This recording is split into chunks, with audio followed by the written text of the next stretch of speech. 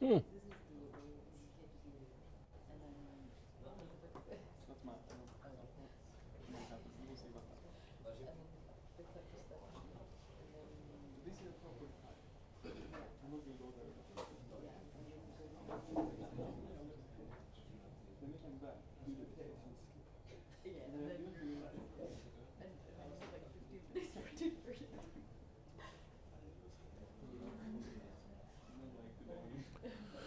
Okay. So,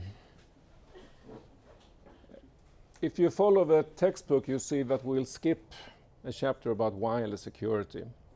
And the reason for that is that we cover that in the next course. So we don't cover that in this one. We have enough to do anyway. So, today we'll talk about electronic mail security then. And again, there are quite a lot of different standards to cover. So we'll start about talk about how email works on internet, both historically and today. And then we'll go through all of these different protocols that will try to give some type of increased security on some aspect of email, or different aspects that we'll look at. The reason why we have so many different protocols is, of course, that email is such a big service. There are many different ways to attack it. It's again a very visible service. Lots of attack vectors against it. There are lots of people using it. So there are an interesting attack in it, and therefore we need to develop quite a lot of protocols to protect it as well. So this is the general view on email delivery then. We start with what we call a message user agent, who is the author of a message. And eventually it will go to another user agent, the recipient of that email. When it leaves the author, it will enter the internet. And on the internet it will traverse a number of what we call transfer agents. And two of these transfer agents have a special task. We have what's called the mail submission agent and the mail delivery agent. They are also transfer agents, but they also have a special responsibility to be able to receive a message from author and, on the other hand, deliver to, not the author, but to a message store. As you see, the author, when we send it, we're using the SMTP protocol, a simple mail transfer protocol. And then that is still used in order to deliver through the different transfer agents all the way until it reaches the message store.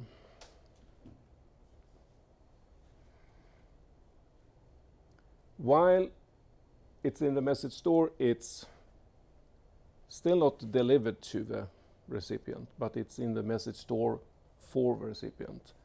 And when the user wants to read it, we have to fetch it from a message store. And there can be different methods of doing that. It can be local. We can have a message store on the same machine that we have. Or, and that was initially if we had some type of Linux multi-user system, that was the case. But today we often use protocols like IMAP or POP to fetch the email from a message store. Our email address that we have is pointing at the message store. So whenever we give an email address, say, okay, this is the email address for the message store. And then we can fetch when we want to read it. So these are the main protocols used to deliver it. SMTP all the way until we have to read it, and then we use some fetch protocols. We'll come back to those.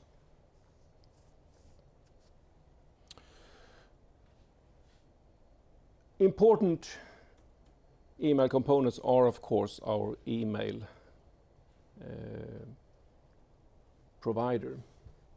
So when we set up an email account, we do it at an email provider. And that email provider handles the message store for us and makes sure that our domain that we are under is known on the internet.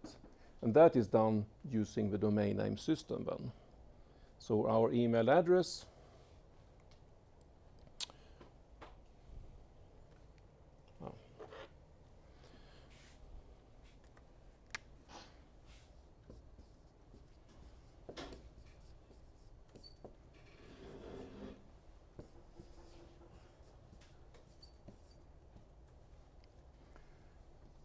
have a domain,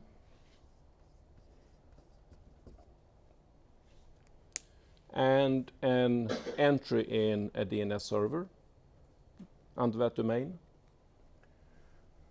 What is the record for email in DNS?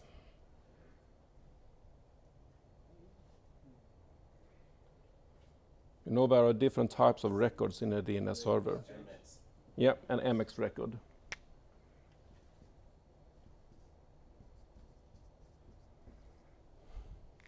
I mean, there are normally in the DNS we have records for qualified name, and we can have records for links. These are the normal ones, scene name, for instance. But then we have MX for email, and then there are others, and we actually come back to some others as well today. So that we can add, you can see the DNS server as a database, and for each domain there are a number of records that can store different things. So the DNS is an important part of email.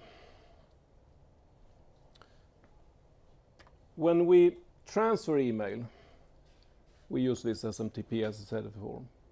And that is quite an old protocol, but it's still in use. And there are quite a lot of limitations, actually, what SMTP can do. The idea with SMTP is that it can only transfer simple text messages, really. So it doesn't know anything about other types of file formats. It doesn't know anything about strange character sets. It doesn't handle messages of a certain size. There's a limitation for that. And also the length of a message, the length of a line in each message has a limitation. So there are very simple text messages is really the only thing that SMTP can send. There have been a number of revisions, but the current one, as you see, is still also quite old. And even in these revisions, there's nothing major going on. This is still the situation. We can only handle these simple files or messages. If you look at the fetch protocols, we have this POP in different versions. POP3, I think, is still the current one. That's the simpler one. POP is used to go to mail store and then fetch email from it. Yes?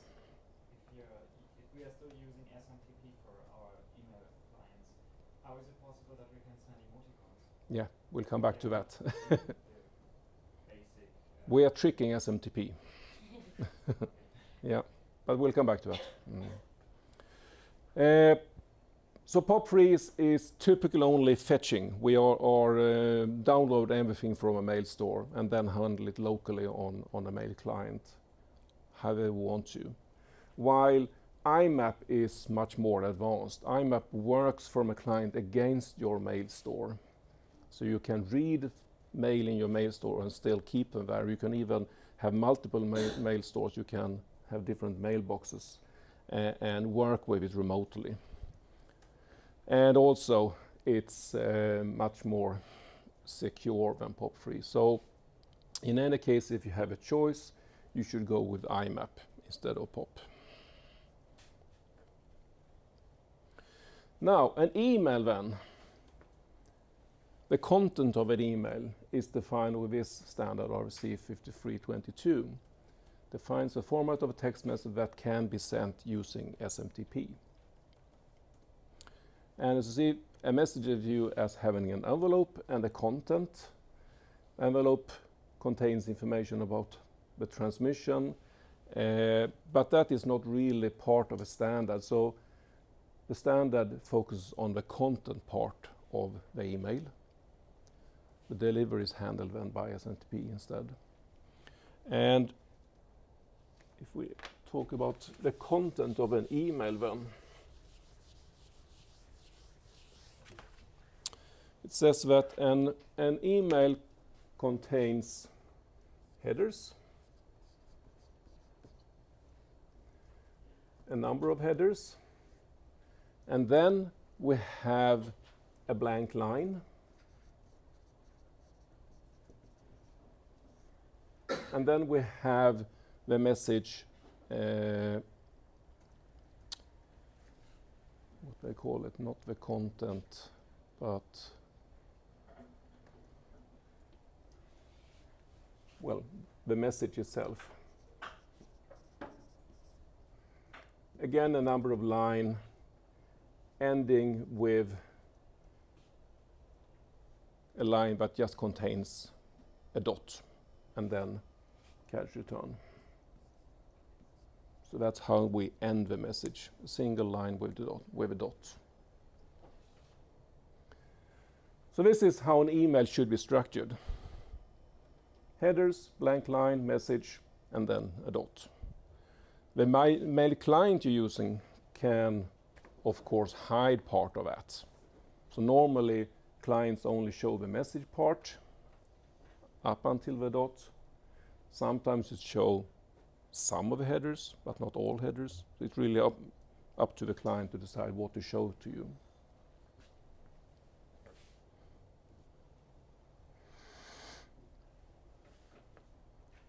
Well, just a few things then more about the headers before we start looking at. Typical headers here are to, from, date, subject, and some others. So you have a keyword, colon, and then the value.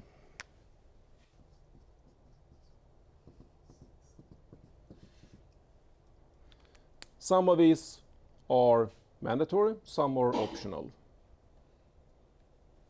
You need to have a to, for instance, because a to will be used to find your mailbox that you want to send to. So that's, of course, required.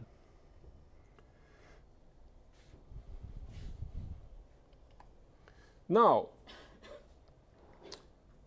since we want to be able to send other things than just simple text, MIME was developed.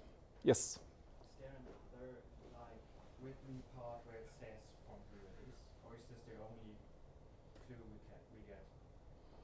Like I was just meant if we just write it down in plain text from who this message is, we could write in whatever we wanted, basically. Yeah, we can. There is no, that's why it's so easy to forge emails. There is no really check on what you write. You can say whatever you want in the from field.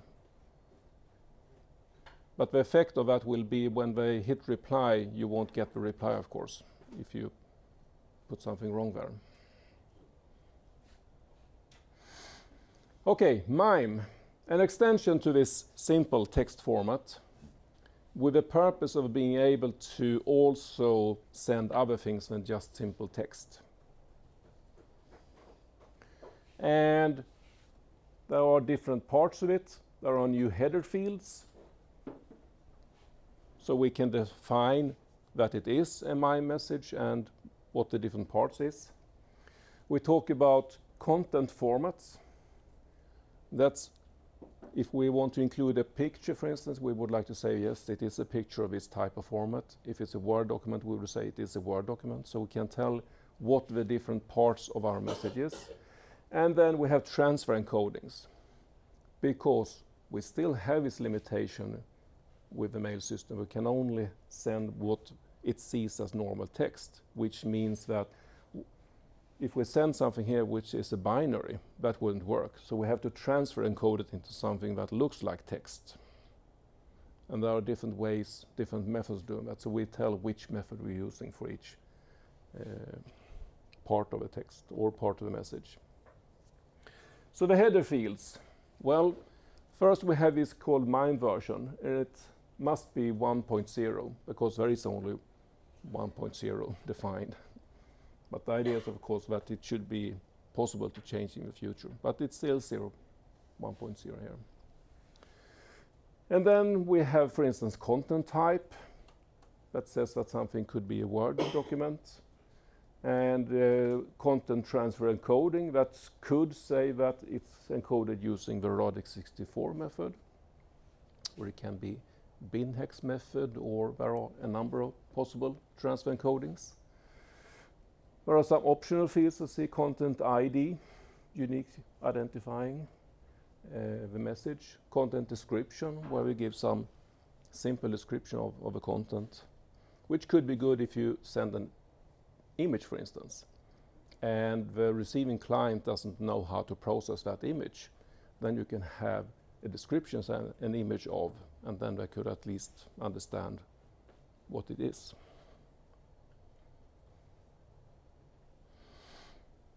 The content type part is also defined then what the content can be.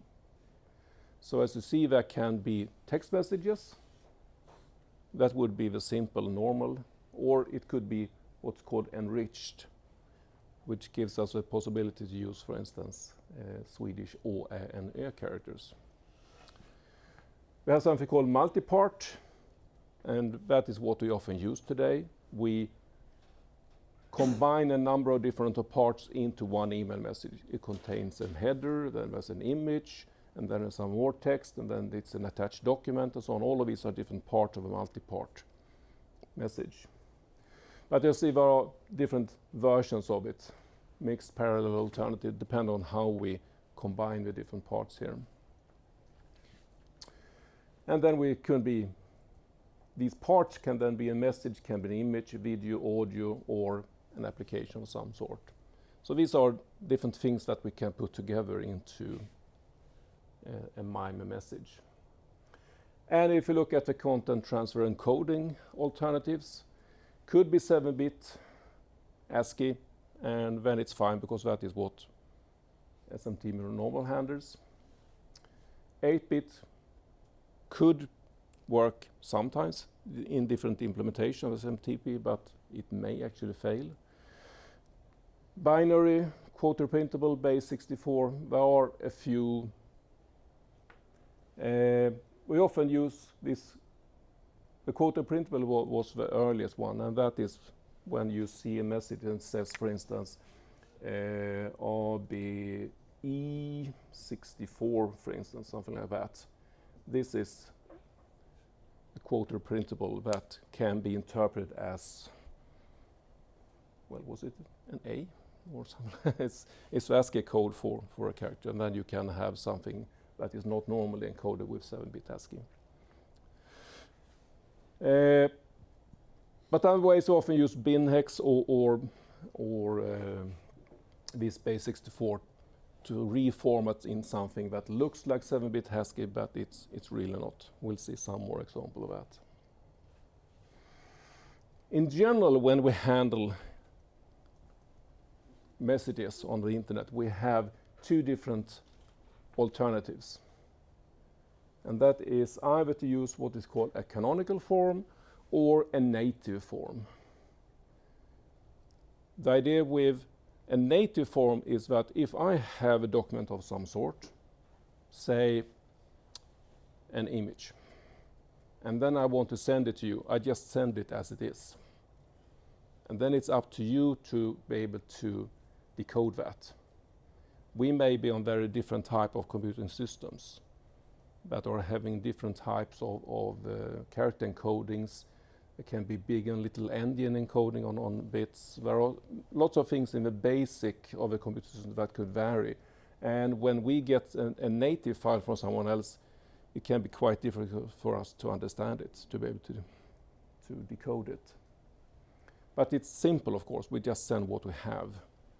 The alternative is canonical form, which means that we have to translate it into some standard form. So that means we have to encode it first, and when it arrives, the receiver have to again code it into their native forms in that system. So this will make it flexible in that sort of sense that any system can take part, as long as we can understand this canonical form that everything should use.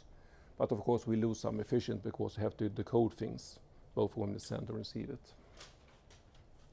But the canonical form is what we should use for email.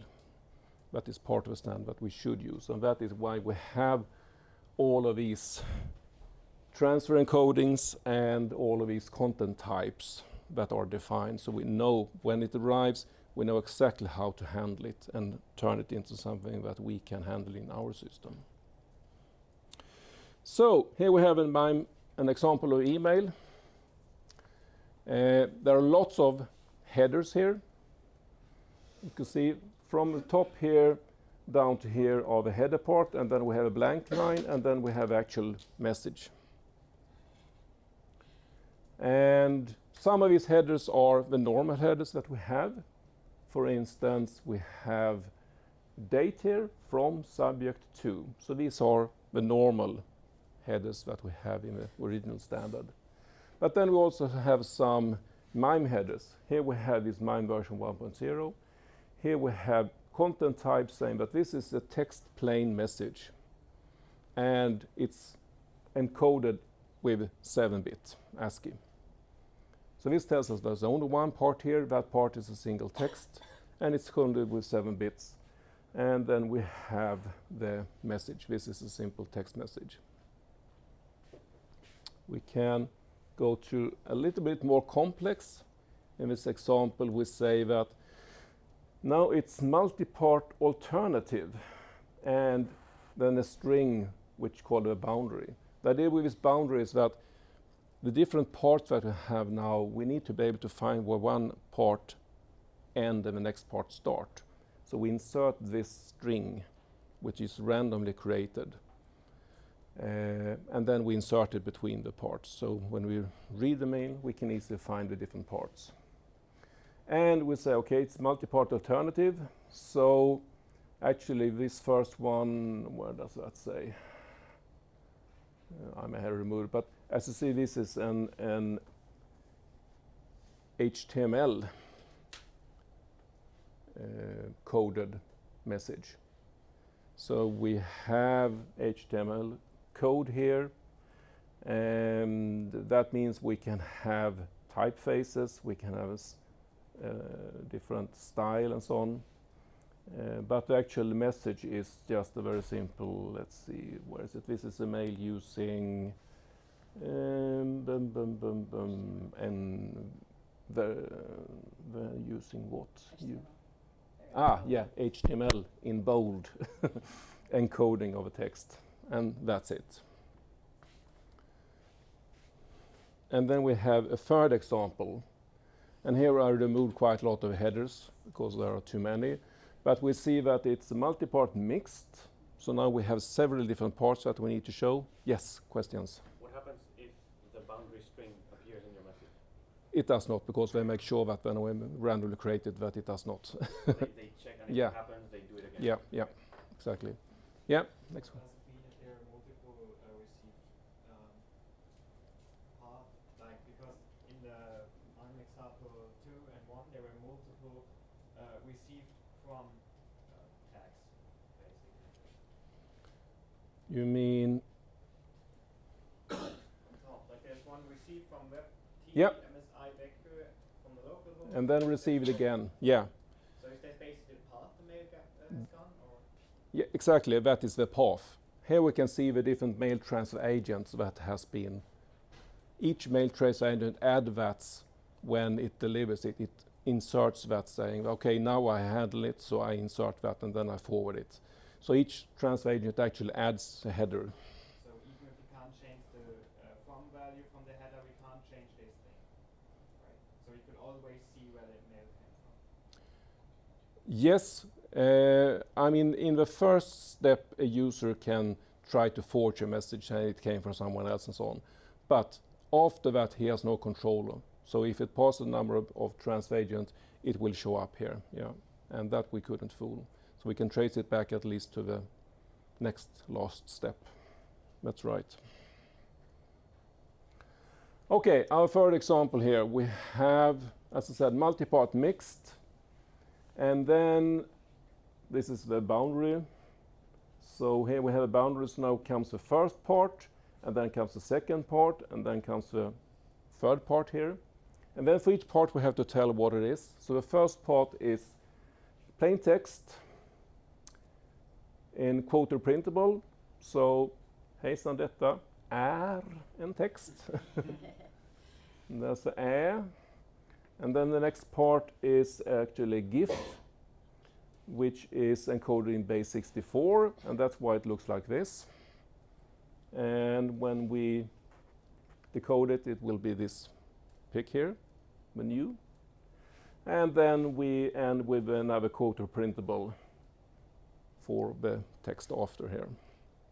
So that's how we compose more complex messages then. So this is MIME. Makes it possible to send more complex messages then. Okay, so now we have a possibility to create an email and we can send it. But MIME doesn't have any type of security. RFC, or the RFC standard for how to build the email, the simple email, doesn't have any security. SMTP doesn't have any security, which means that if we send an email, it will go in clear text all the way from our mail client through the different mail transfer agents and until it ends up in the mailbox. That means that anyone can read it who has access to one of these mail transfer agents, who can listen on the line. They can even change the message. We have no idea or no way to find that out. So that's why we now have to start adding security. And the first one we'll look at is this pretty good privacy, which is the work of one person initially, this Philip R. Zimmerman, who was not very trusting in the people who ran internet or the government behind that. So he said, well, I think we need to be able to actually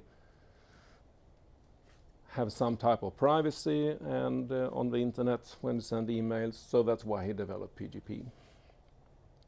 And it offers confidentiality and authentication for email.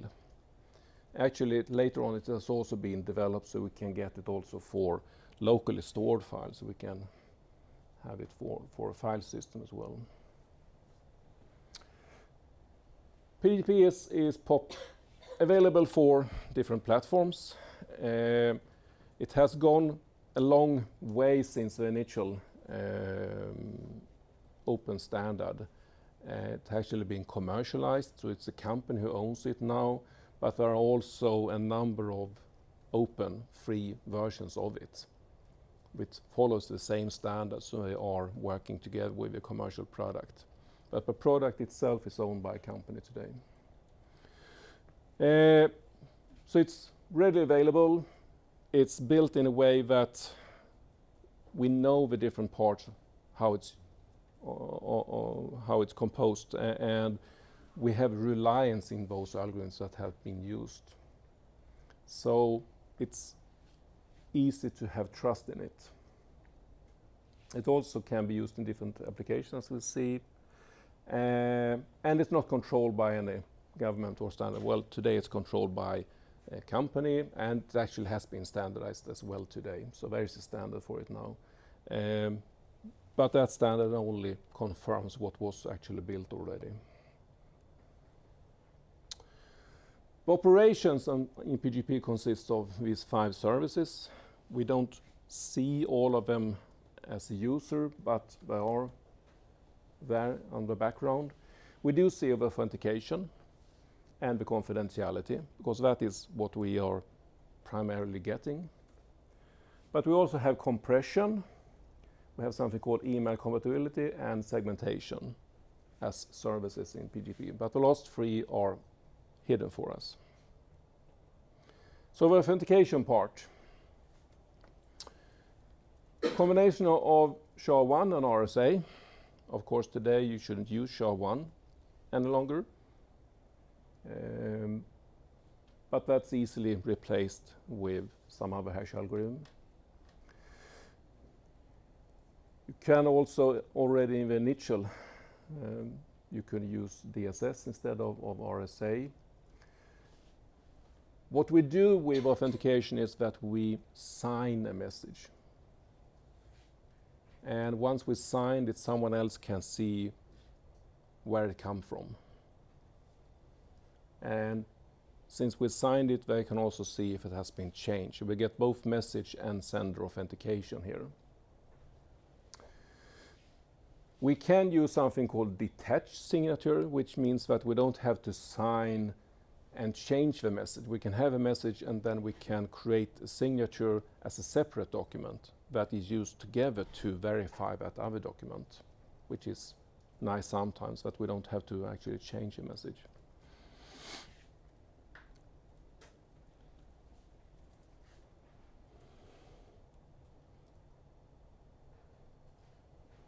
The confidentiality part of it, of course, means that we encrypt the message. And there are a set of different possible algorithms already in the beginning that was supported. This CAST-128 was the main one initially. But today you can use whatever you want. It uses both symmetric and asymmetric encryption algorithms. The symmetric to actually encrypt the text and the asymmetric to encrypt the session key that is used for each message. So each message has its own separate session key, and that is encrypted with a public key method.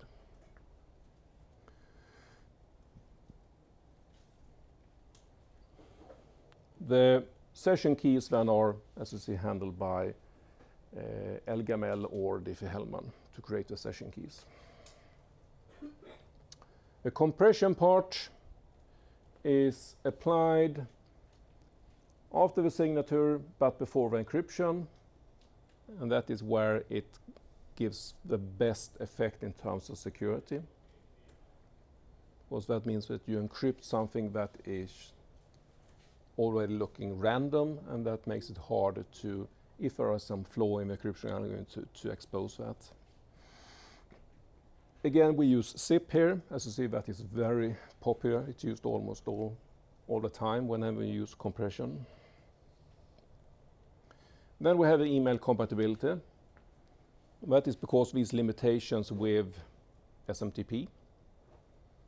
So we convert everything with this Radix 64, which actually expands the text a little bit. You see 24-bit actually is expanding to 32 bits, but these 32 bits will be able to be sent using SMTP without any problems, even if you have the old version that only handles 7-bit ASCII.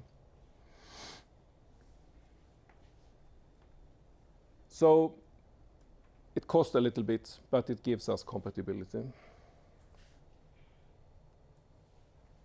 The segmentation part of it is that there is a maximum again, both by SMTP but also by some other, could be in the mail storage and so on, that could be limitations.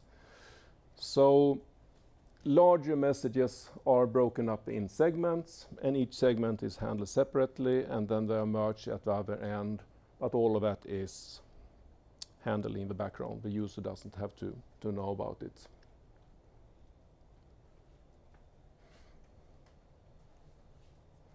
So let's look at the encryption part here. So what do we have here? Well, here we have a source A and we have a destination. And in this first part here, as you see, we're doing authentication only. Authentication means that we need to encrypt with what? How do we get authentication when we encrypt? Yeah. Yeah. We have to encrypt with our private key. And what are we encrypting? Yeah. Just the message part. If we encrypt everything, for example, where it has to go, it's not working anymore. Yeah. That is one observation. We have the header part and we have a message part. The header part we normally couldn't do anything about at all because, as you see, it's needed for the transfer. But then we have the message part. Do we really encrypt the message part if we do authentication? No. What are we encrypting? Sorry? No, not the key. Yeah. A hash, exactly. We start here with a message. We take a hash of a message, and that is what we encrypt using a public key method. When we encrypt that, we're using the private key of source A here. And then we concatenate our message with encrypted hash, and then we compress it. So this Z is the compression. So now we have the entire message compressed but not encrypted, which means that anyone who captures this could decrypt it or decompress it and then read the message part. So it's no confidentiality here. When it arrives on the other side, we do this decompression. The message part is already in clear text, we can read it. But if we want to check that it's okay, we take our own hash of a message, and then we take this message authentication code, and now we need to decrypt it. We decrypt it with the public key of the sender, which we now need to have gotten somehow. That will give us the hash in clear text, and we can compare it. So if someone tried to change the message during transmission, we would find out about it because the hash wouldn't fit anymore. And we know it actually came from that person since we used the public key of that person. So if we can just trust that this is the key of that sender, it's okay. We now have authenticated message. Second row is confidentiality only. So now we would like to have confidentiality. How do we get that? Well, we do that by encrypting the message itself. So now we start with message here. The first thing we do now is compression. So we compress it and then we encrypt it. Now we encrypt it with a conventional, that's why it's called EC here, a conventional method.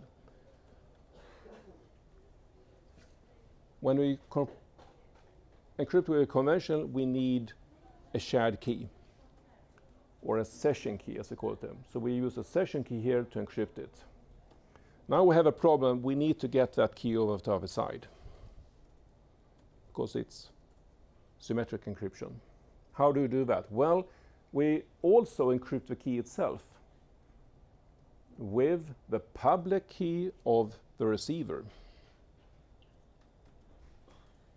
So when we concatenate now, we have concatenated the encrypted message and the encrypted key. So these are two parts here. And when it arrives on the other side, we first have to extract the key part, which we have to decrypt. And we decrypt that with our own private key, so no one else have access to that one. Once we have the key, we can continue to decrypt the rest of the message, and then we decompress it, and we have a text back in plain text. Yes? Why don't you just encrypt the whole message with the public key? Yes. Why do you need the session? Why don't we encrypt with a public key everything? Yeah? Because it's slow. Yeah, it's too slow. If you're encrypting something like, for example, you want to send something with it, an attachment or something which is a little bit bigger, it's very slow. Yeah. And so we are just using the symmetric key to encrypt that one, and then we send the encrypted. Exactly. We want to encrypt as little as possible with a public key. Yeah. It's symmetric, but you exchanged only once. It's a session key, right? It's a session key, yeah. It's used only once. It's only used for this message. So when they send the next message, we have to create a new session key. So it's linked to the message itself.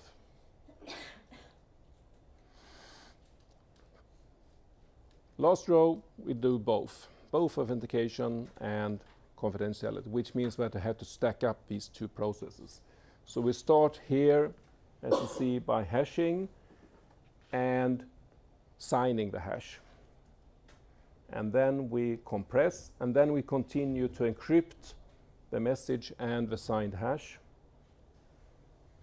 And we encrypt the key, and on the other side, we extract the key, decrypt it, decrypt the rest of the message, decompress it, extract the hash, decompress the hash, do our own hash, compare and check. So now we get both confidentiality and authentication.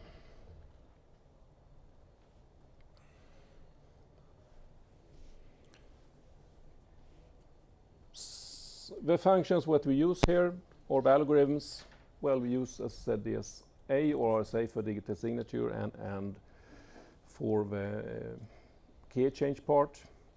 We can use a set of different keys for encryption. We use a zip. This RADIX64 segmentation is not a separate algorithm, it's just splitting it up and put a sequence number.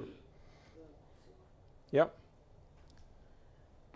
You said that if we encrypt the whole message with using asymmetric key, takes slow. Yeah. Is it because RSA or if we have like a very fast algorithm, so it could be possible? There are no public key encryption algorithms that are fast. They are all slow compared to symmetric encryption algorithms. So it's a factor of at least 10 times slower, whatever you choose.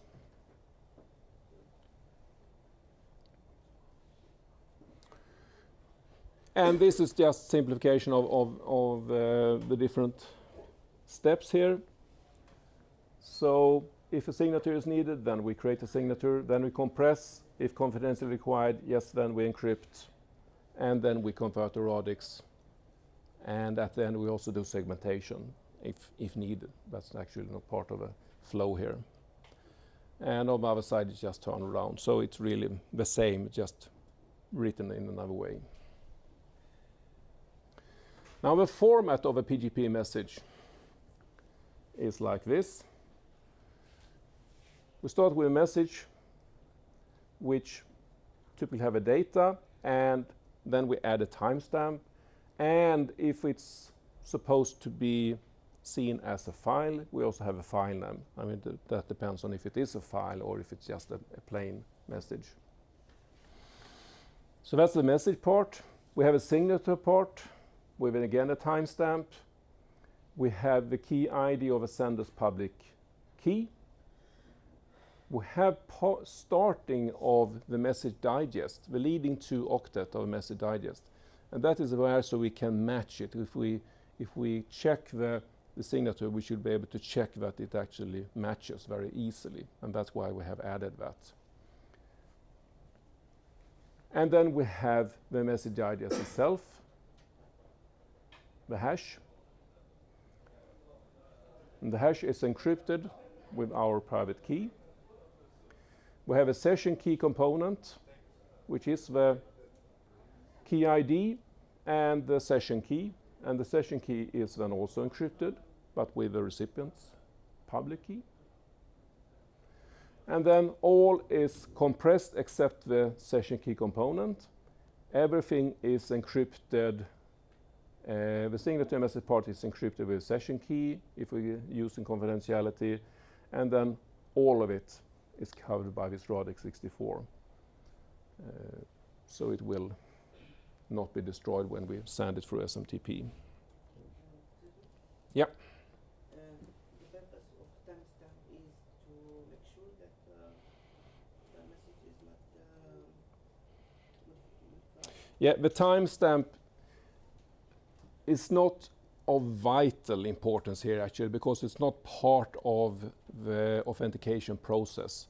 But they decided they would like to add a timestamp so we can know when it was created. So that means we couldn't forge the date part of a header because that wouldn't match the timestamp in the signature. So we can protect the time when it was sent. But it's not part of authentication or the encryption part. It's just an added thing.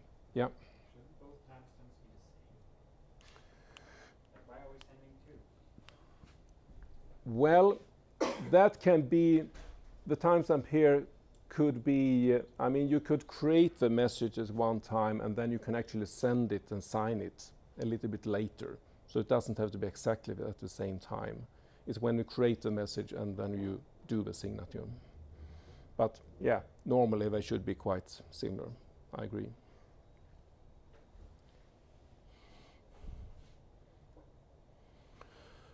Okay, before we go into the key rings, I think it's time for a break. So let's take then 10 minutes break.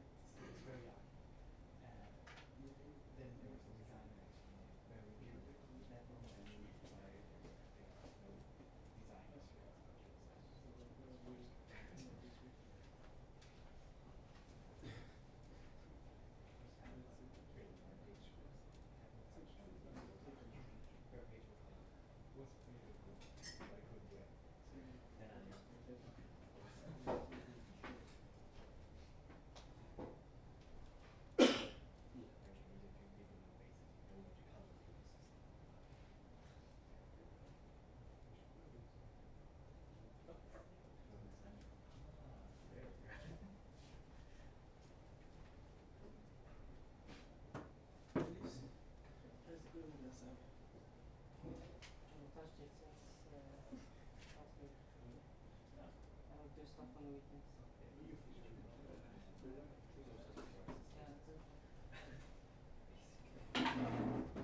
Yeah,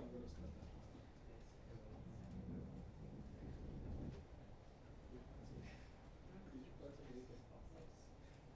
Did you pass it?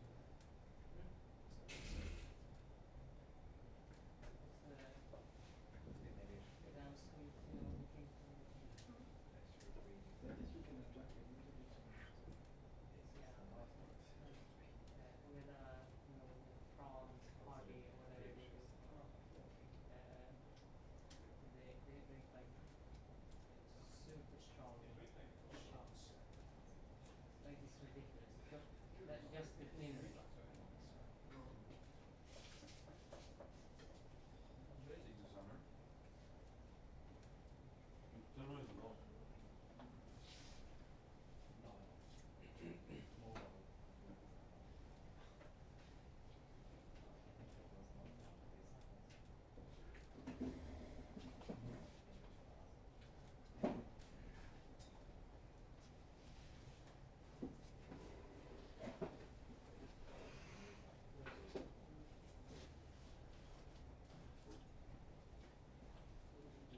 How many monitors do you need? LNU, yes. What is it for maximum? And it's a I could use like two more maybe. Well, one more for sure I could use. Top. I don't know. No, I don't know where. I would put that one on top of the middle one. It's like it's gonna be okay. And then block the It's entire right crazy port. format. I don't know how to even play around. I'm not even What? I'm just gonna hand him my life. Need water. Nah, he's gonna be failure. He's faced me and I swear he's gonna fail. I'm gonna complain. They told me about him last year. He's gonna fail. Like he did not follow instructions. Loudly. I'm gonna harass him.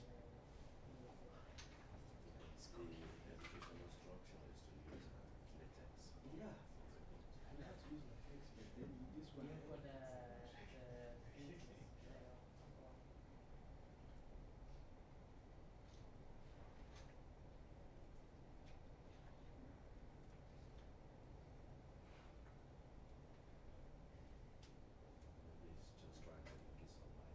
Then he Yeah, says like, it is if you from- work in a company, they'll tell you what to do, so you have to just follow them. Has it never worked at a company? It sounds like it. Like every company I've been to, it's an absolute shit show. It's not so rigid. Do what you can do. This is a final product they want you to come up with.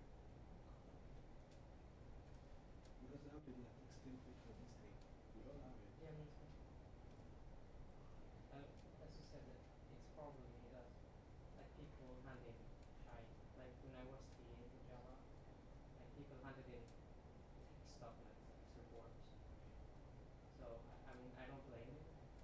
Absolutely, I'm so glad that cars can like. But it doesn't have to be like ridiculously strict.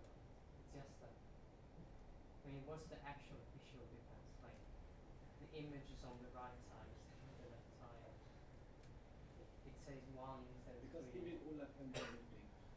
Like the guys from last year, they said they come down to Ola and I'm just like, just fine. He was like everything.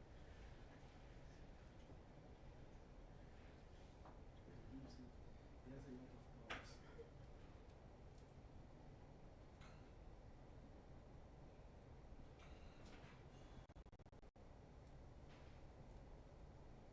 I'm not even sure if he's allowed to fail just because he's got a different template. That's the thing. Probably not. Push his buttons.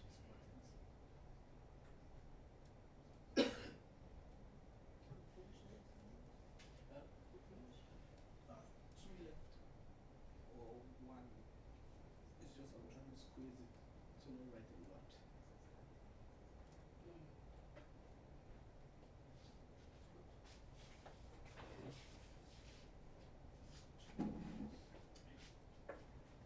Yeah, you realize that the LNU GitHub account is like for the web thing is Ellen, like the TV show. Ellen.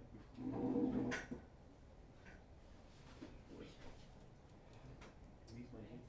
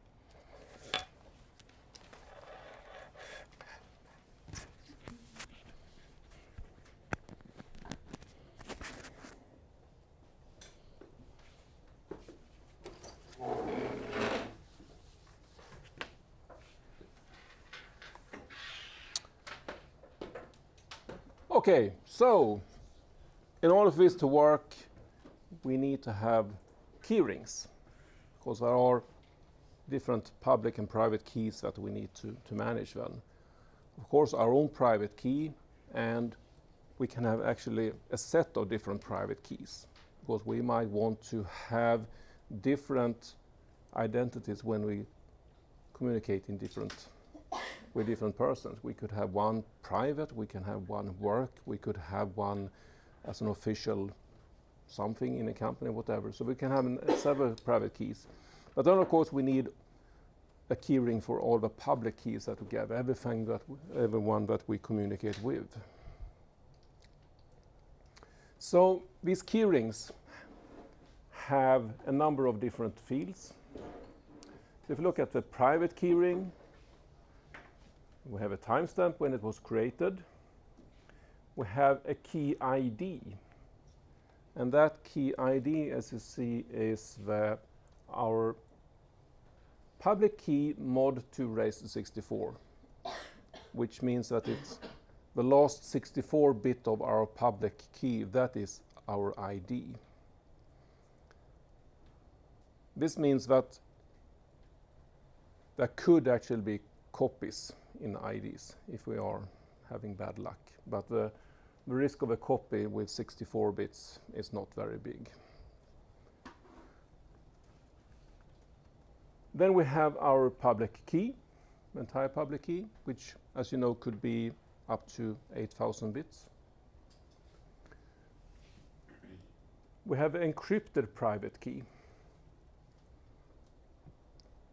So our private key is in our private key ring, but not in plain text. It's encrypted. And it's encrypted with a certain value that we'll look at in the next slide here. And then we have a user ID, and that user ID is typically the email address, but it could be something else. So that's our private key ring. In the public key ring, we have similar things. We have a timestamp, we have a key ID, we have a public key, but of course there are no private keys here, because these are the gathered public keys. We don't know the private key of those people. Yeah? The key ID for the private key, is it any number within the range of modulus 2 raised to power 64, or it's a specific number for the key ID? This one? Yes. Yeah, I mean, when you create a key pair, you just select some values and then you will get your private and public key. You have no control over what the private and public key will be when you generate a key pair. So when you take the public key of that, of course, you will have up to 8,000 bits. You have no idea what those bits are, but the key ID is just the last 64 bits of them. So it can be, yeah, last 64 bits. So it can be anything, any value within that range. So we don't have a private key in the public key ring, but we do have other things here. As you see, we have something called owner trust. Well, user ID is the same as typically the email address of the recipient then. But then we have something called key legitimacy, we have a signature trust. All of these fields are there for us to be able to handle the trust of these keys that we gather. And we will calculate a certain trust level based on these different fields. But we'll come back to that, how we use these different fields here. So if we now also include the key rings in the calculation, this is what we get if we create a message. So we start down here again with a message. We calculate the hash of it, and then we need to sign that hash by encrypting it. That means we need our private key. That private key we fetch from our private key ring. Which key ring to fetch is dependent on our ID. So that is typically the sending address here that we have chosen. So we use that as an index, extract the encrypted private key from the key ring, Oh, sorry, there it is. And then we have to decrypt it because it's encrypted. And we decrypt it with a conventional encryption algorithm. And as input, we have a passphrase which is hashed. So whenever you set up PGP, you have to select a passphrase for that installation. Should be a long phrase. We can call it a password, but it should be longer. That's why we call it the passphrase. And then from that passphrase, you take a hash, and that will be the encryption key that is used to decrypt. Whenever you create a key pair, you of course give a passphrase so they can encrypt that key and put it into a key ring. And each time you will use your private key, you have to give a hash, the passphrase again. So anything that is stored is encrypted. It's only when you actually need to sign something that you decrypt it and have it in memory for a short while, and then it's thrown away. So there is of course a small risk here that this private key, which is in memory, can be found by an attacker if they have some type of Trojan or a machine or something like that. But it's for a short while, and of course the implementation should try to protect that memory while it's in use. We also extract the key ID, so the recipient knows what key we used when we signed it. And then we concatenate all of these three parts here, signature message, and then we should have confidentiality, so we should encrypt it. And now we have a random number generator to create a session key. We encrypt it. We have to encrypt the session key, and now we use our public key ring to know how to encrypt that.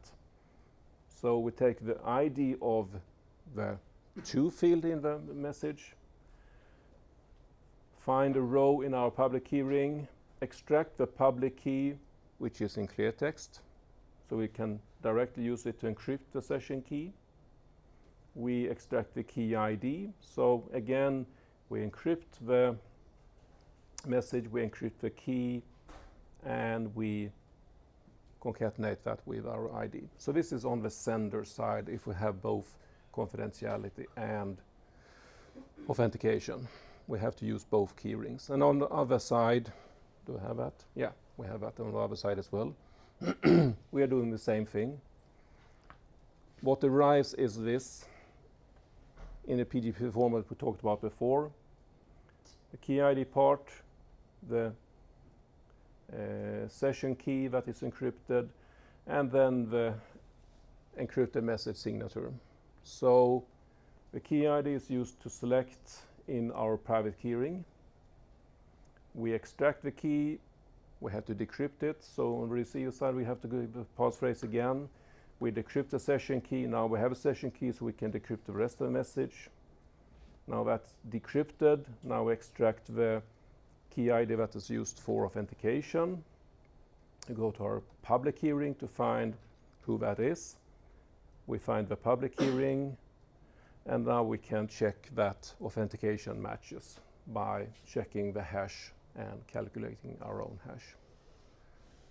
So the key rings are used on both sides. Dependent on authentication and or confidentiality, we use one or both. Then it's a question of trust. How do we get trust in the public keys that we gather? Well, we said that for SSL TLS, we are using certificates to get trust in who the other side is. Zimmerman, who created PGP, doesn't trust these authorities on the internet. So we couldn't use certificate authority with certificate.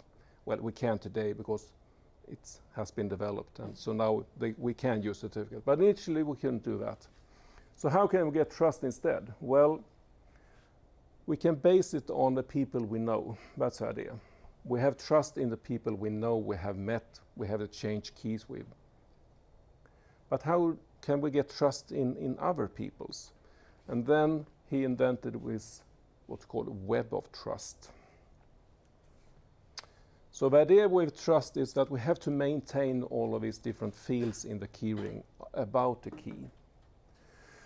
We have a trust of the owner of a key, and that is assigned by the user. We say, how do we trust this person? And then we have something called the signature trust field, which as the cached copies of a respective owner trust field that we gather from other people. And then we have something called a key legitimacy field that is calculated by PGP based on our information. So the idea is this, that we have to split this up in two parts. We have a person and we have a key. We can have a trust in the person or not, and we can have a trust in a key or not. So think about this situation. You meet someone that is in jail for fraudulent behavior. And you would like to communicate with that one, so you exchange keys with that person. Okay, you get the key from him, which means that, yes, I know this key is connected to this person. I have trust in the key. I know it's a correct key. But I don't really trust this person because it's a known felony. He is in jail for fraud. So I don't trust him, what he says about other persons. So that means if he claims that, oh yeah, this key comes from this other guy, I don't trust that. Another guy I might trust. So what we have to do is we have to build up this trust with different type of information. We have information about, as you see, key is deemed legitimate by me. This is a key that I can have trust in. And then we have the persons that these keys are connected to. So the persons are these circles. But the persons I have different trust in. As you see, a person with a fully gray is a person I trust. A person which is half filled is someone, yeah, I have some trust in that person, but not full trust. And then we can calculate the trust in different keys here. But, well, actually, that is handled by PGP. So I start with myself. I trust in myself. And I know that my key is okay, so that's fine as well. I even sign my key and send it to other people. And now it depends on if they trust me or not. But these are the people I communicate with. This first row here, A to F, are people that I have met directly, physically. So I have knowledge about them. That means that the keys that I have gathered from these people, I have trust in the keys. I know they are correct. But the persons themselves I have different trust in. There are some people here I trust fully. There are some I have some trust in, and this guy here that I don't really trust at all. These people in turn have gathered keys that I have got a copy of. And now it's a question, should I trust these keys or not? And here we see an example of this guy I have full trust in. When he says that this key belongs to L, I believe that. So I have full trust in that key as well. Then it's a matter of if I also trust the person L here. That is something I have to decide if I do that or not, based on the information I get from D or whatever. So but in this case, I have to decide that, yes, I actually have full trust in L as well.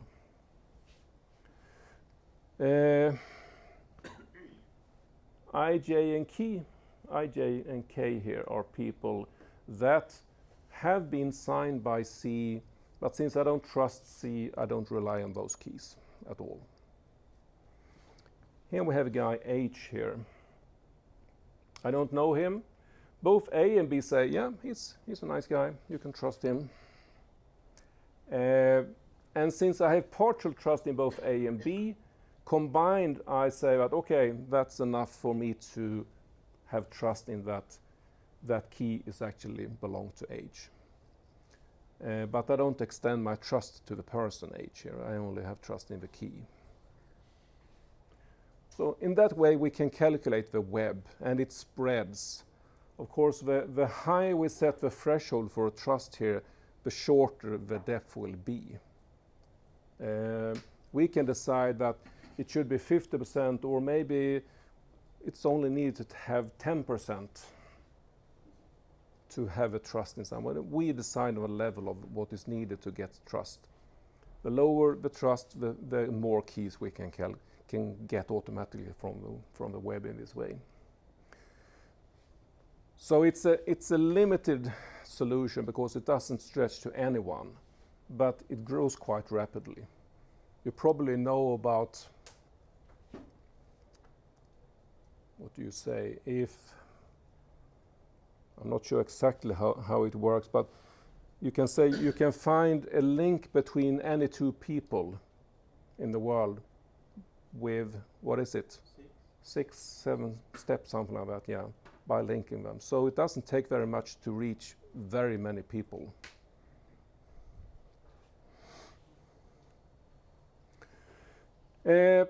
We can also revoke keys.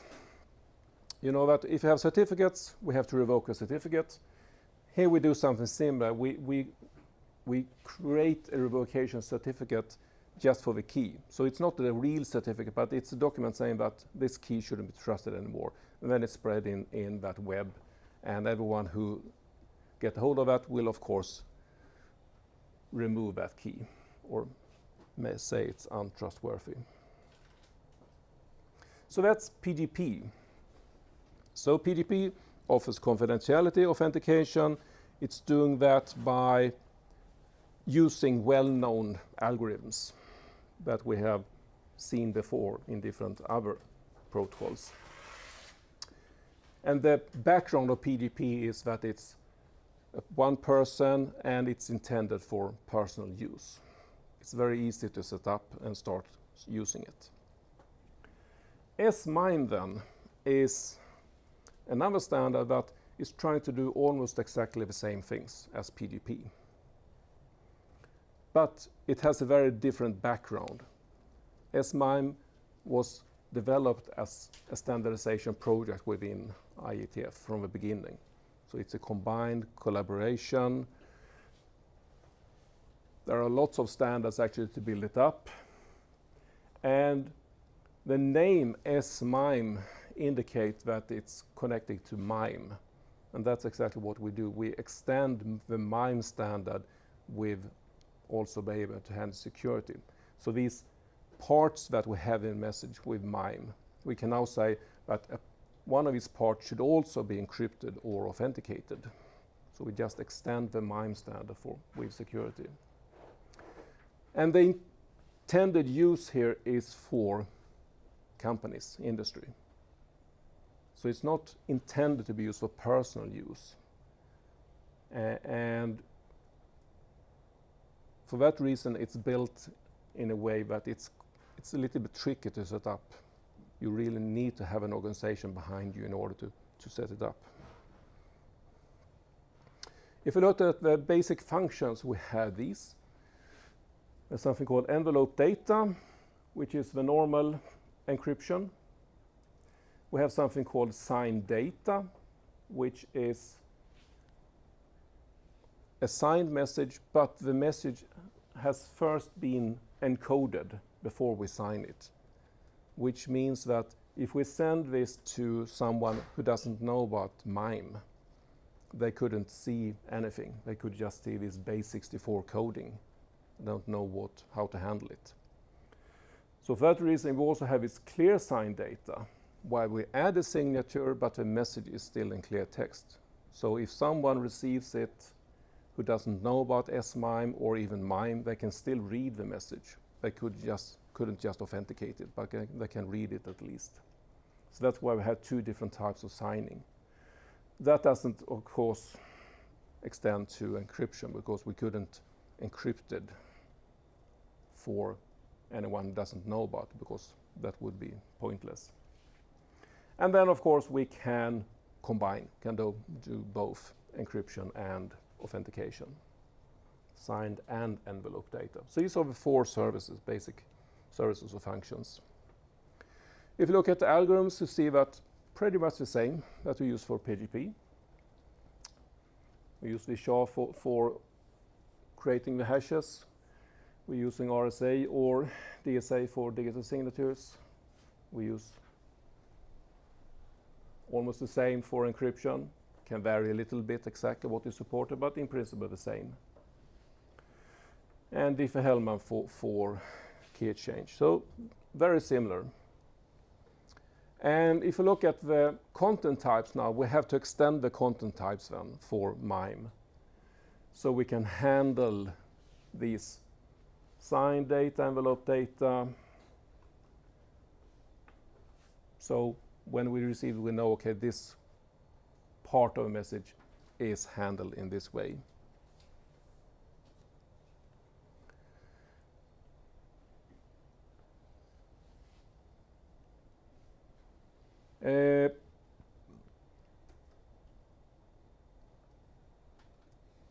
Let's see here.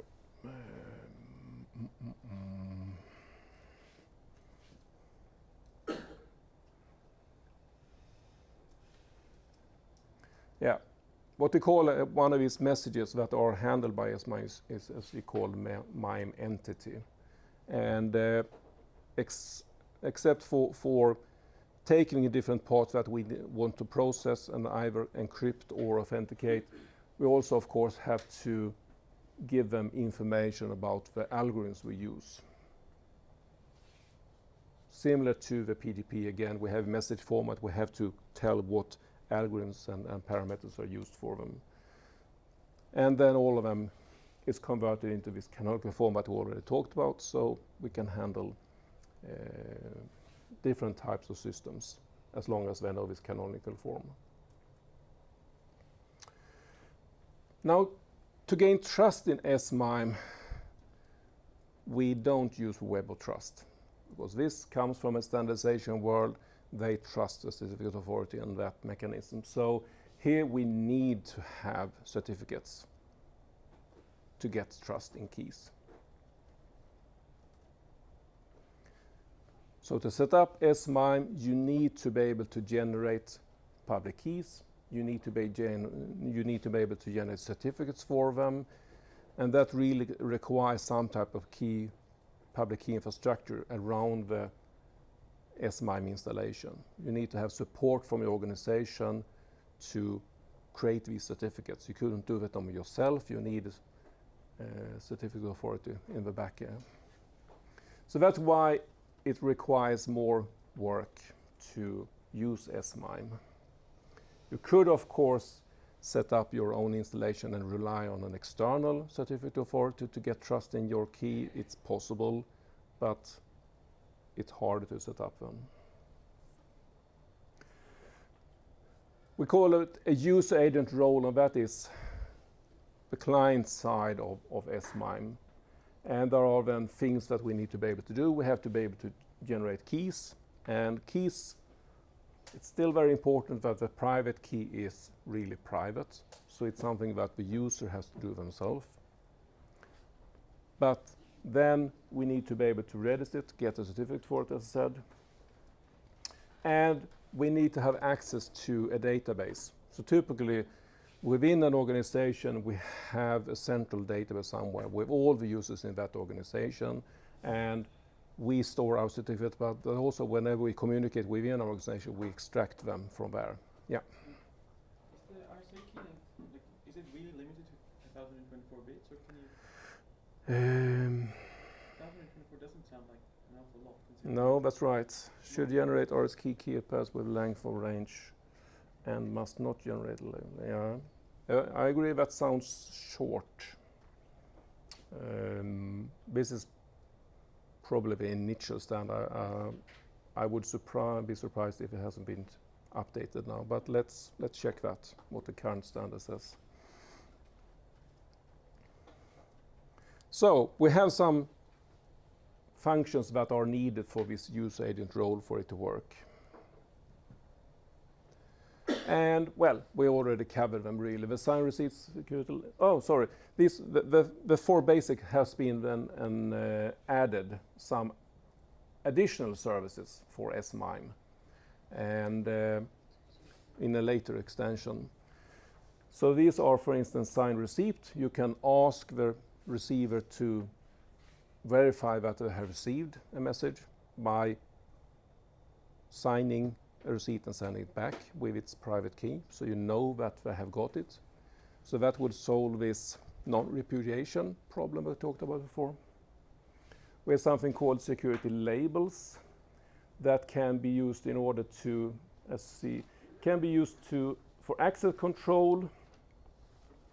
So we can send a document with a message, and then we can also send a security label with it and say that you can only access part of this message if you can prove your access control. So we can link it with that, or we can have security labels for some type of information structure in an organization where we can classify information as top secret, secret, and so on, and then we can link it with these security labels so we can decide who should actually be able to, regardless of their keys. Secure mailing list makes it possible to send secure mail even if you use mail list, which is a problem otherwise, because if you send something to a mail list then has a mail exploder that copies it and sends out to many different recipients. You couldn't send encrypted to the mail list because the mail list couldn't decrypt and know about all the others recipients normally. So mail lists normally are encrypted. But with this extension next time, the mail list could take that task to actually send different encrypted messages to each recipient of a list. And then some called signing certificates. So these are just some that have been other extensions added to SMIME. So it is a little bit more complex today than PGP. It offers more services. Both PGP and SMIME gives us this confidentiality and authentication of sender and integrity. So we get sender message authentication and confidentiality. That is basically what both these standards are giving us. But that doesn't cover all the problems we have with email. For instance, spam, phishing, spoofing. That is not handled. Spam typically is done by sending out bulk email, and in order to get past email filters and so on, they often have a fraudulent sender address, so it sounds like it comes from someone that should be delivered. Phishing could be the same, and spoofing is just that, to pretend you are someone that you're not. We said that is easy. You can put in whatever email address you want as a sender. It doesn't have to match you. And you can claim that I'm the CEO of Microsoft when I send it. Looks fine, but it's not true. So how can we handle that? That is one thing. There is another thing I should add to this list, and that is the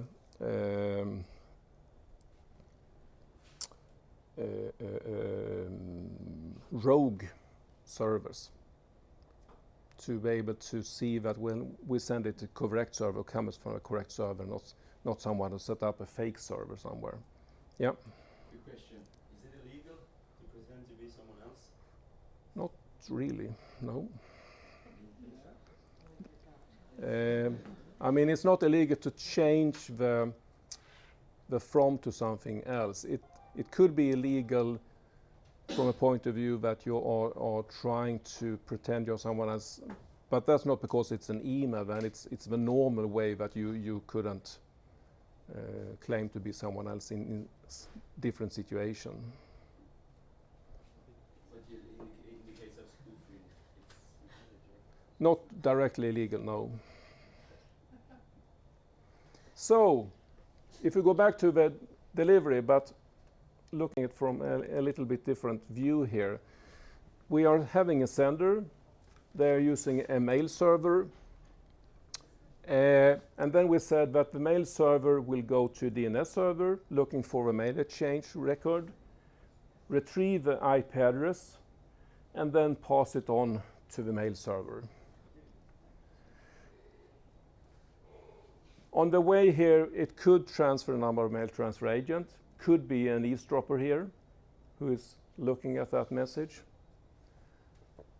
But finally, it will hopefully be received at destination mailbox, and Bob can read it. So DNS is an important part of mail service, as I mentioned before. And DANE is a protocol that takes that to another level.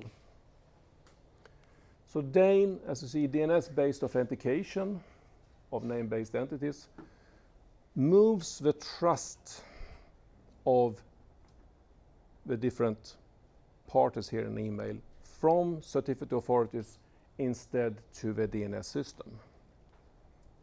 So if we don't trust the certificate authorities, or we, for some reason wouldn't like to use that, we can put our trust instead in the DNS system.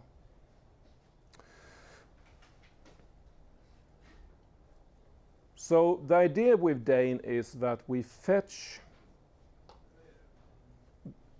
the trust of the other side. Typically, we are talking about the mail server. When the mail server would like to send over here, to get a trust in this transmission here, we get to the DNS that holds the DNS record for this one, to get the IP address. There is an authoritative DNS server somewhere. It's not our DNS server. Typically, it has to go to some other. There's an authoritative server for that one. In that, we also put the information about our mail server and keys that we would like to use whenever we communicate. So we get that information, and then we can set up a TLS session between us, so we can actually encrypt the information while in transit between the mail servers. That is not supported by SMTP directly, and if we don't use encryption over email using SMIME or PGP, we can still have confidentiality here in the delivery of email over internet using DANE. So it defines a new record type in the DNS called TLSA that is used to authenticate and extract the keys so we can set up that communication. So that's a way to get a secure communication between the mail service. Then we have another standard called SMTP Strict Transport Security, or SMTP STS, which is in principle doing the same thing. It looks at the transmission between mail servers and tries to make that secure, again using TLS.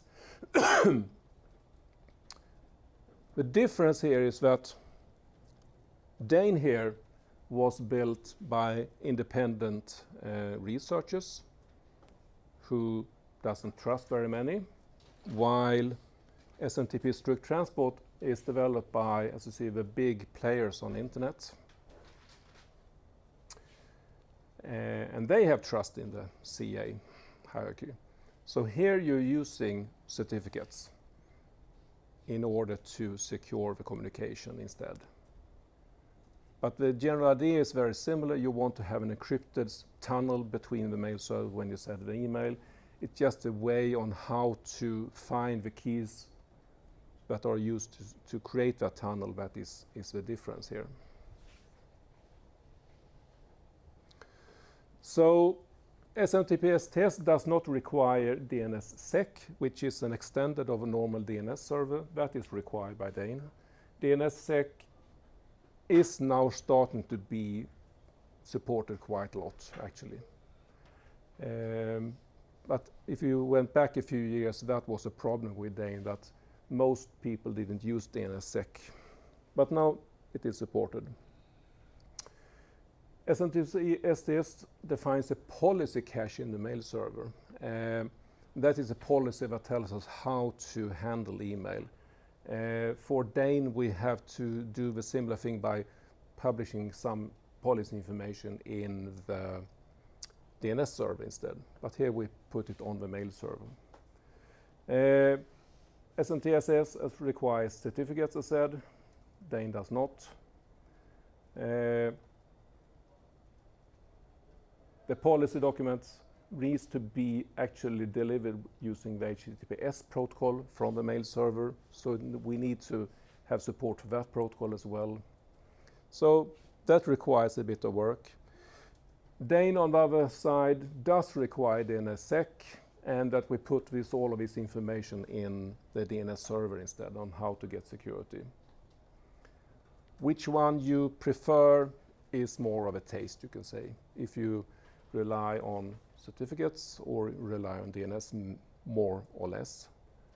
Dane is probably also a little bit easy to set up. It doesn't require so many other systems around it. But otherwise, they are doing almost the same work, actually. Then we have the next one. How much time do we have? 10 minutes, yeah, that's good. Domain keys, identified mail, DKIM. Now again, we change focus. Before we looked at how we can get confidentiality and authentication on email, and then we looked at two different ways to get an encrypted tunnel between mail servers. Now the focus is instead in trying to get trust in the email when it arrives on the mail server, where it comes from. That's the purpose here.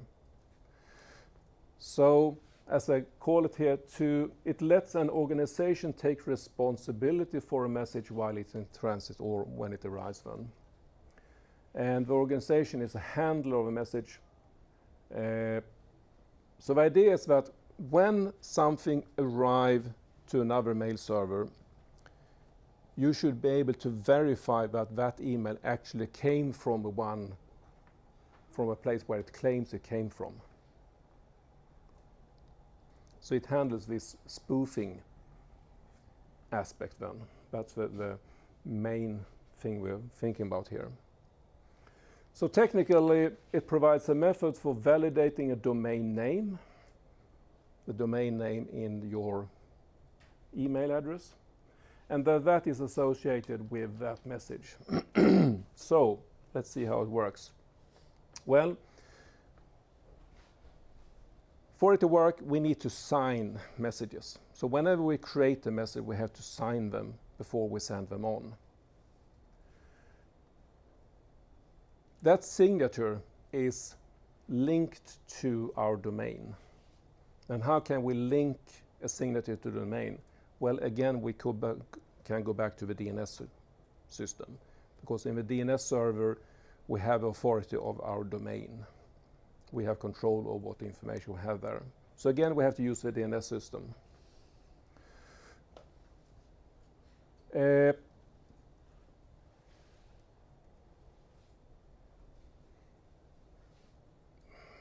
think we can actually skip to the implementation. So what we do is we sign the body and selected parts of the header. We couldn't sign all the parts of the header because we have these what we call mutable fields, things that are changing, like for instance that we are adding, each mail transfer agent add things to the header. So we can only do signature on the things that will never change during transmission, which is actually most of the header. So that's not a big problem. And all of the body part. Then that signature is added to the header. So we also include that information in the header itself. And as I said, the public key that we used to validate that signature is stored in the DNS server. So when you're sending something, this is the sending email server, and this is our DNS server for our domain that is associated with the mail server, of course. When we send it, we sign it with our private key. That private key is of course not part in the server, but we have stored information in the server about our public key. And then we send it. On the receiver side now, they receive this email. They see that it's protected with DKIM, which means that there is a signature in the mail. To check that signature, we calculate a hash, again, of a message. And then we go to the DNS server to fetch the public key that was used. And now we can verify that that signature that was encrypted in the email matches what we can check ourselves. And if anyone has any field or any part of the content mail has been changed during transmission, the signature wouldn't match up anymore. So we can know that it came from that person, and we know not only from the from field, but also from the DNS server that that is actually the organization that stands behind this. So that's on the receiving side. And this is how it looks like. So in the signature or in the header, you also add this field DKIM signature with quite a lot of different fields of information here.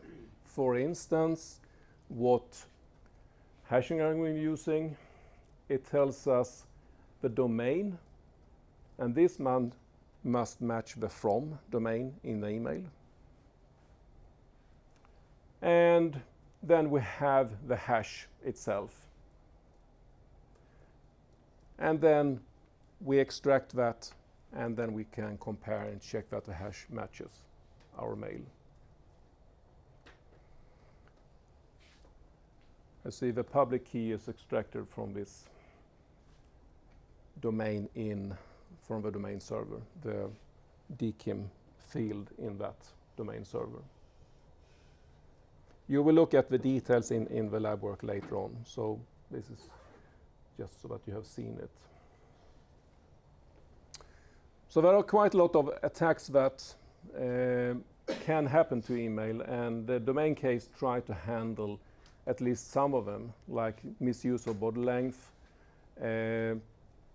Keys shouldn't be able to forge since we are handling in the DNS server, so as long as the DNS server is not compromised, it should be okay. There could be attacks on the DNS, of course. There could be replay attacks that is not directly handled because each message is handled separately. There is no timing information here. So there are still things that are not perfectly handled, but it does give us quite a lot of control over who sent that message, at least, and that it actually came from the organization or the person that it says it came from. The next standard is this Sender Policy Framework Standard, SPF. And the idea with this one, as you see, is for a sending domain to identify and assert the mail sender for a given domain. And then when it arrives on the other side, if the receiving side finds some problem with its email, we now have a policy for what we should do about that. Because all the other protocols we have seen so far, if an email arrives and we're not very happy with that email, the only thing we do then is we delete it. But say that someone is sending out a lot of fraudulent emails from Microsoft. I'm sure that Microsoft would like to know about it, so they could potentially do something about it. So that's one of the ideas with this policy framework, to be able to decide what we should do if we get an improper email and how we should notify back to the domain owner about these problems.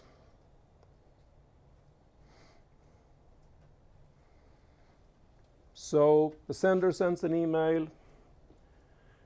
Again, of course, we use the DNS here, and now again we can have an same sender policy framework record that we get from the DNS server. Authorization of that email passes or fails, and then we can do some policy checks based on that policy we get, how to handle it. Should we quarantine it? Should we delete it? Should we report back to the owner of that domain that we found something problematic with an email that were associated with that domain? So this is a way to try to get some cooperation on the internet between mail exchanges.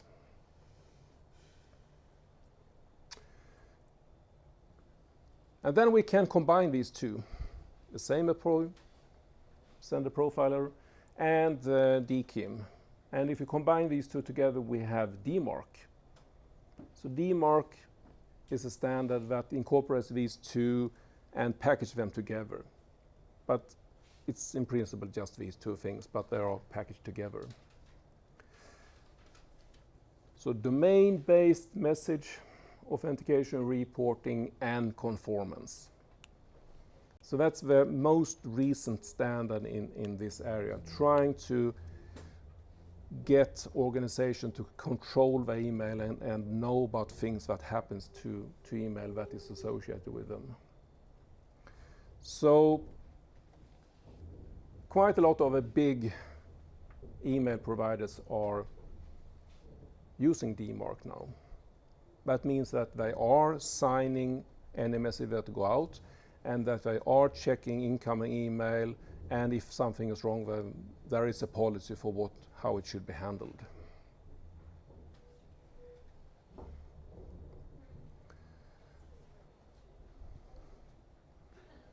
Yeah, I think that really says what we said already. So here's the flow.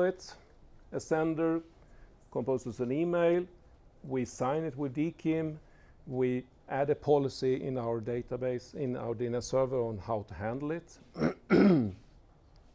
It's delivered to a receiver where we verify it, and we fetch the policy from the DNS server. And then based on how things go here, it can pass and then everything's fine.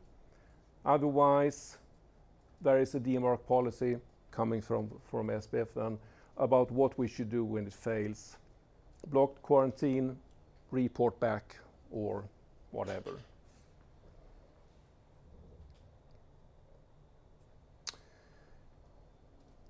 There was a little bit of a hiccup in the implementation of DMARC. So as an example, in 2014, Yahoo changed its DMARC policy, which affected, it had an effect that I didn't think about for email lists. So they blocked a lot of emails for a time where that should have been going through email lists, because they didn't think about the effect of an email list and how that affects the policy. Because if you send through a policy suddenly, or from an email list, suddenly it comes from email list and not from you, and then the policy doesn't match your as a sender and so on. So they blocked a lot of emails. And that at least created a discussion about how we should handle these types of more or less automatic policies, because it could go wrong, and the effect was quite big at that time. There were millions of emails that were deleted. But of course they fixed that problem and re-implemented it, and now it works. But it's an interesting discussion that all of these things we put in to get security sometimes fails. And that is also a security problem, something that we should consider. So today then, this is used quite a lot for bigger organizations. For smaller organizations that run their own systems, it's not supported so much still, unfortunately. but it is growing. So I'm sure it is a standard that will be used for most email traffic quite soon. And here we can see all of these standards together, or more or less. We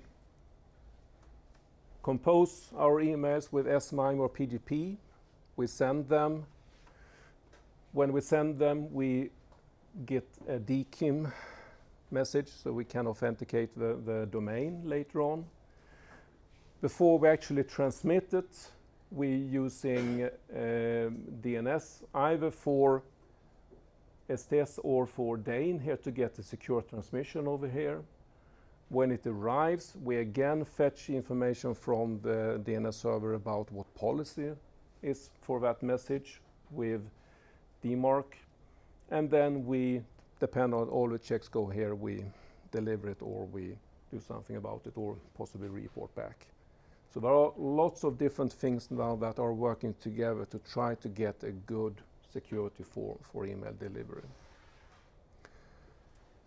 So this is how it should be. There are still quite a lot of email services out there that doesn't support any of this. And of course, the difference between not supporting any of it and all of it is quite big. So that is something you should consider when you're using email. How am I protected? And what are my needs? Especially if you start working in an organization, have to think about an organization need. You really need to think about this. As a private person, maybe it's not that critical, but still something to think about. But you will have to think about this more when you start working in the practical assignments. So, right, any questions?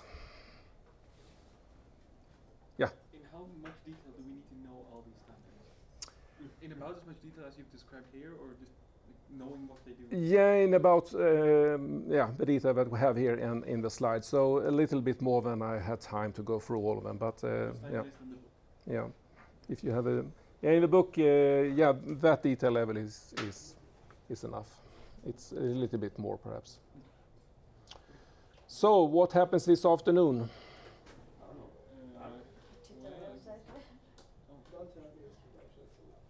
You have lab. But like here or like Lab 1 still, right? here on Slack or here? Here. Oh, I mean, yeah. Here. On campus, in this room, at 3 o'clock, you have your only chance to meet Uras in person. So please come. But he will also be available on Zoom at the same time for use on distance. But please be here if you can. Okay.